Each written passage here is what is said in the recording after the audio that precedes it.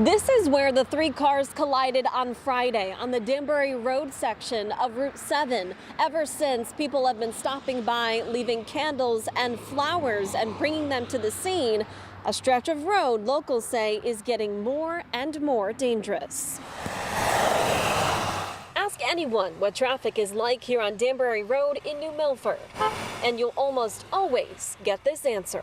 Everybody seems to be driving too fast, and a lot of lane changes as well. Chris Tooker works here at Ruitt Sibley Equipment Corp, right off the main stretch. He didn't see Friday's crash, but it's not the first time he's heard about something happening like this right outside his window. It's just a tragic type of thing that I think is always avoidable. New Milford police say around 2:30 Friday afternoon, 17-year-old Julio Gomez was a passenger in a car traveling north on Route 7 in the right lane. Another 17-year-old was driving the car.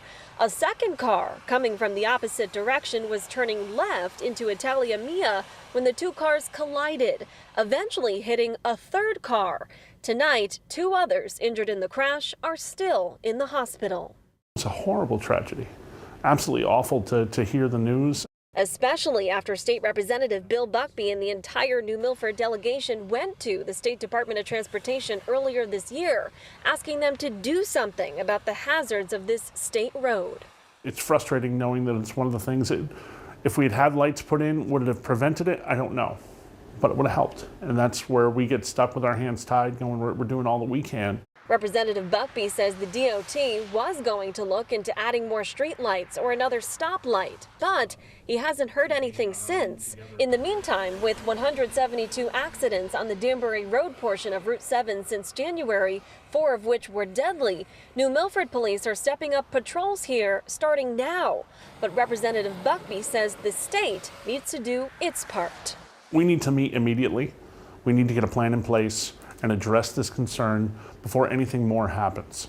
The DOT tells us they did get a request about traffic enforcement on this road, and they tell us right now it's all under review, but they are committed to working with the town and everyone in the state to make our roads safer. In the meantime, New Milford Public Schools is offering counseling to students and staff who need it. They're also offering after-school counseling at a local community center. We are in New Milford. Julia LeBlanc, Fox 61, Connecticut's news station.